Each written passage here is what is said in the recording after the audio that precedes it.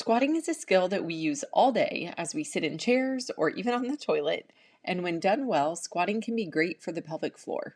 Split stance squats are a great way to get length through the glutes and posterior pelvic floor and to learn how to sit back into each hip individually. The first way I recommend doing these as you reestablish your squat movement pattern and learn how to lengthen the glute without rotating your pelvis is by standing facing a wall and use the wall for tactile feedback and support. Once you master these along a wall, step away from the wall and practice these with no support.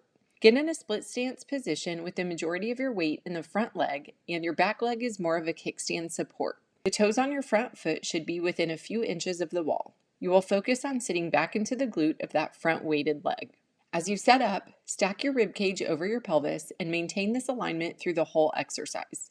Gently touch your forehead to the wall and place your hands on the wall in front of your shoulders for light support. Keeping your front knee soft and most of your weight in that front leg, start to send your hips straight back and down, like taillights as you back into a parking spot, letting your front knee bend in response. Your hands and forehead will lightly slide down the wall as you focus this motion in your glutes. You should feel a stretch through the back of that weighted glute and only go as far as you can keep your pelvis stable with no arching or rounding through your back. Make sure there is no twisting in your pelvis or sitting your hips over to one side as they shift back. To come back up, think of pushing the ground away through that front foot, again maintaining ribs over pelvis the whole time, and sliding your hands and forehead back up the wall as you return to the starting position. Return to a nice tall posture where you're not shoving your hips forward or locking out your knees. You may add a push or pull with your back leg to help with pelvis stability here. Pulling through the back leg can be great if you tend toward an anterior pelvic tilt. Pull forward with your back leg while keeping that foot anchored on the ground, thereby activating the front leg hamstring and the back leg hip flexor. This helps to sit into that front leg and can prevent the hips from spilling forward into an anterior pelvic tilt. Pushing away with the back leg can be great if you tend to clench and tuck your pelvis under.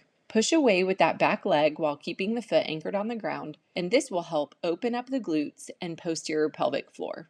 Once you have the general motion, and especially if you start to load these with weight away from a wall, you can incorporate breathing. You can start by inhaling at the top and exhaling as you move down and up so you don't hold your breath or bear down at any point. This can help with extra core and pelvic floor support as well. Another common strategy is to inhale on the way down and exhale on the way up. This can help if you have tightness in your pelvic floor or hips. If you have a hyperactive or extra clenched pelvic floor, like tight deep hip rotators, you can exhale on the way down and inhale on the way up. As you do these split stance squats, you should feel lengthening through the glute of that front leg. You should not feel your paraspinals or other back muscles, any pinching in the front of the hip, or tension down the outside of the leg.